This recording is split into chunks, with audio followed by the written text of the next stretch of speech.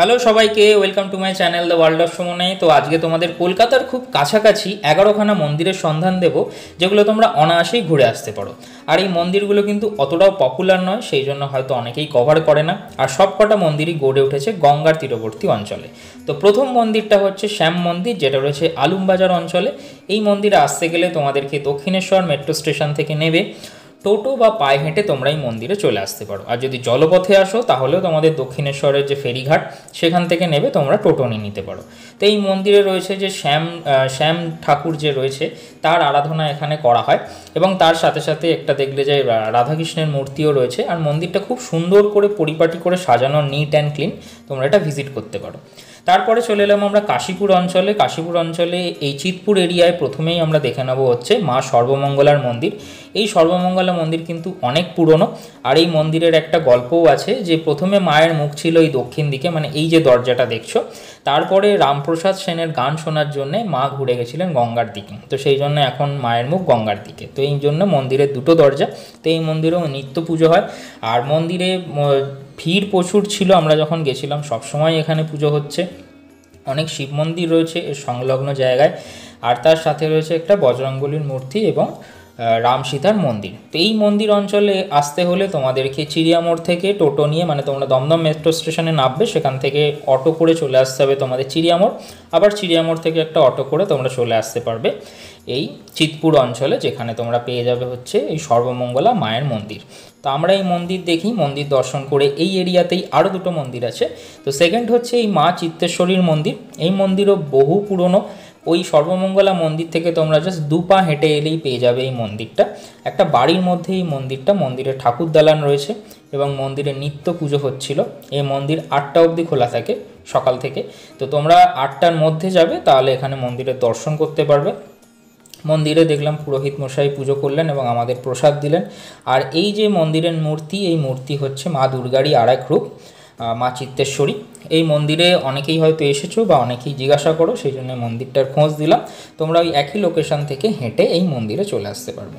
মন্দিরের চারপাশে তোমরা বসে কিছুক্ষণ সময় কাটাতে পারবে, এবং এরিয়াটা খুবই সুন্দর, শান্ত ও নিরিবিলি। এখানে গার্মেন্টস ফ্যাক্টরি রয়েছে এই অঞ্চলে। তো কাশীপুর অঞ্চলে এলে তোমরা পরপর এই 3টে মন্দির একেবারে দেখে নিতে পারো। তারপরে আমরা চলে গেছিলাম আরেকটু দূরে, বাইকে করে আমাদের প্রায় 10 মিনিট লাগলো, এই 111 শিব মন্দির, যেটা রয়েছে গঙ্গার ধারে। তো এই মন্দিরটায় এলে তোমরা এরকম পরপর দেখতে পাচ্ছ যে লাইন দিয়ে এরকম 111খানা শিব মন্দির বা শিবলিঙ্গ বসানো রয়েছে। যেই মন্দিরটা কিন্তু খুবই স্পেশাল, অনেকেই তোমরা খোঁজো। তো ওই চিত্তেশ্বরী মন্দির থেকে আমরা এদিক দিয়ে এলাম, এসে এই রাস্তার ধারে বা গঙ্গার পাড়েই এই মন্দিরটা পড়ে। রাত্রিরে যাওয়াটা অ্যাভয়েড করো, কারণ রাস্তাটা ফাঁকা থাকে, অন্ধকার থাকে। তো সকালবেলা গেলে বেস্ট হয়, এই অঞ্চলে তোমরা মন্দিরটা ঘুরে আসতে পারো। তারপরে আর একটা ফেমাস মন্দির, যেটা কোন্নগরে আমরা চলে গেছিলাম একদিন।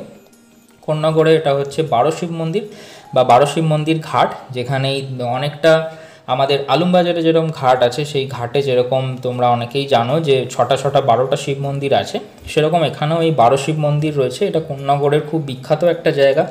কোন্নগরের মানুষজন এখানে দেখছো গঙ্গার ঘাটটা যেরকম ভর্তি, গরম পড়ে গেছে এখন, গরমকালে গঙ্গার ধারে লোকজন আসছে হাওয়া খেতে। আর এখানে 12 শিব মন্দির ঘাটে 12খানা শিব মন্দির রয়েছে এরকম পরপর লাইন দিয়ে। তো এটা তোমরা একদিনে কলকাতার কাছাকাছি যারা ঘুরতে যেতে চাও, তো কোন্নগরে এসে তোমরা এই মন্দিরটা অবশ্যই ঘুরে নিতে পারো।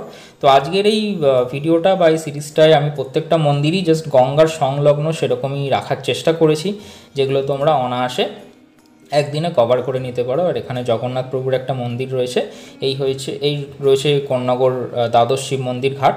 তারপরে ঠিক উল্টো দিকে, মানে আমাদের পাড়েই আড়িয়াদহতে রয়েছে 4 শিব মন্দির ঘাট, যে মন্দিরটাও হয়তো অনেকে নাম শুনেছো কিন্তু যাওনি।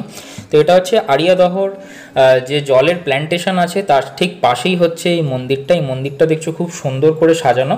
4টে শিব মন্দির আছে, 2টো বাঁদিকে, 2টো ডান দিকে, আর মাঝখানে একটা শিবের বড় মূর্তি রয়েছে, যেটা দেখালাম। মন্দিরটা খুব সুন্দর, এবং এই গঙ্গার ঘাট চত্বরটা তো দারুণভাবে সাজানো। এখানে সন্ধেবেলা মানুষজনের ভিড় খুব থাকে।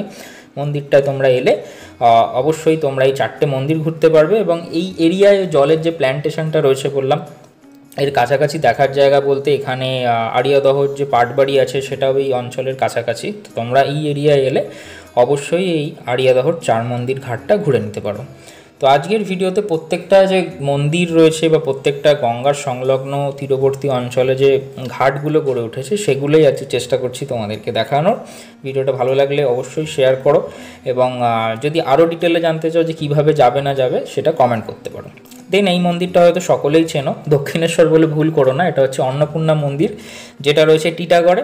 তো এটাও গঙ্গার সংলগ্ন এরিয়ায়। তো এখানেও দক্ষিণেশ্বরের আদলের ইতিহাসটা হয়তো তোমরা অনেকেই জানো, যে রানী রাসমণির মেয়ে এই মন্দিরটা বানিয়েছিলেন ওনার মায়ের স্মৃতির উদ্দেশ্যে।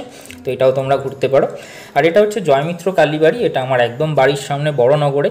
তো এই মন্দিরে রয়েছে ওরকম ওই 6টা শিব মন্দির, এবং এই আদলে দক্ষিণেশ্বরের মন্দির তৈরি। দক্ষিণেশ্বর মন্দির আগে এই মন্দির প্রতিষ্ঠিত হয়েছিল। এখানে রয়েছেন মা ভবতারিণী, এই রয়েছে মন্দির।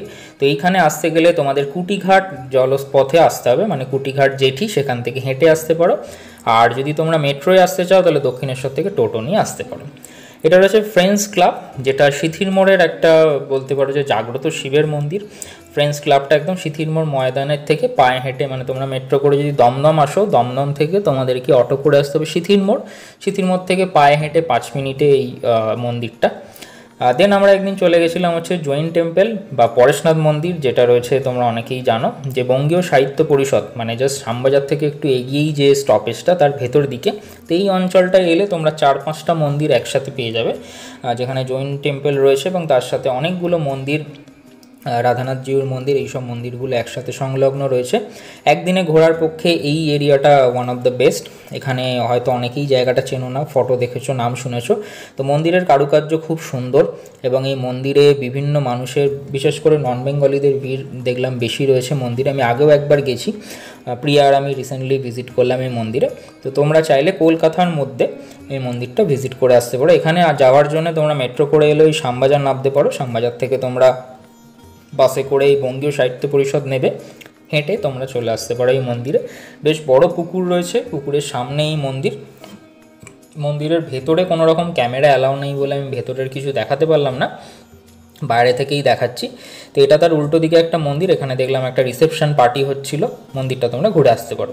আর লাস্টে একটা বোনাস 11 নম্বর, সেটা হচ্ছে আমাদের বেলুড় মঠ, যেটা আমার মনে হয় গঙ্গার পাড়ে গড়ে ওঠা অন্যতম একটা মন্দির। ভারতবর্ষের বুকে একটি প্রতিষ্ঠান গড়ে তুলেছে, রামকৃষ্ণ মিশনের হেডকোয়ার্টার হচ্ছে এই বেলুড় মঠ মন্দির।